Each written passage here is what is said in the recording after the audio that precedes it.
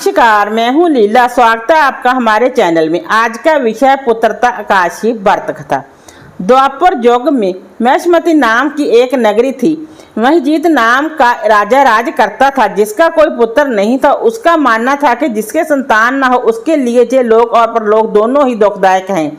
परंतु सुख की प्राप्ति के लिए राजा ने ना जाने कितने ही उपाय किए, लेकिन उसकी ये इच्छा पूरी ना हुई।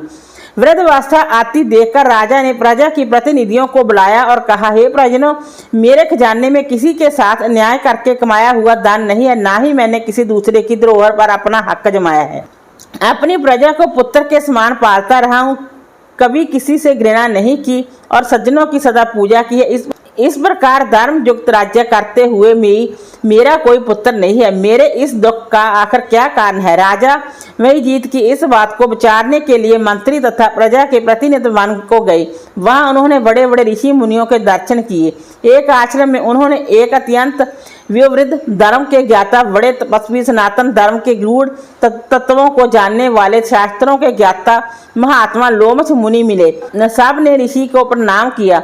उन लोगों को देखकर मुनि ने पूछा कि आप लोग किस कारण से आए हैं? लोमश ऋषि के ऐसे वचन सुनकर सब लोग बोले, हे महर्षि, महिष्मतिपुरी का धर्मात्मा राजा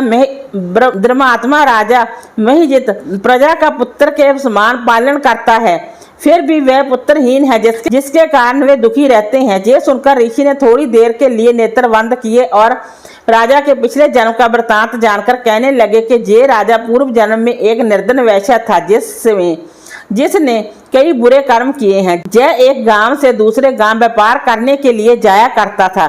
एक समय ज्येष्ठ मास के शुक्ल पक्ष की द्वादशी के दिन मध्याह्न के समय वह एक जलाशय पर जल पीने गया। काशी से ही उसने ना तो कुछ खाया था और ना ही पिया था। जलाशय पर एक तुरंत ब्याही हुई प्यासी गौ जल पी रही थी। राजा उस प्यासी गाय को हटाकर खुद जल पीने लगा।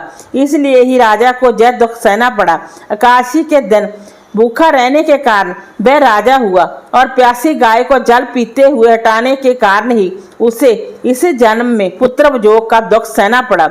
ऐसा सुनकर सब लोग कहने लगे कि हे ऋषि, कृपया इस पाप से मुक्ति पाने का उपाय बताएं। अब लोमश मुनि ने श्रावण शुक्ल पक्ष की काशी यानी कि पुत्रदा काशी का व्रत करने और रात्रि भर जागरण करने की सलाह दी, जिसके बाद सभी ने श्रावण शुक्ल पक्ष का व्रत किया और इसके बाद द्वादशी के दिन इसके पुण्य का फल राजा को दे दिया। उस पुण्य के प्रभाव से राजा को तेजस्वी पुत्र की प्राप्ति हुई।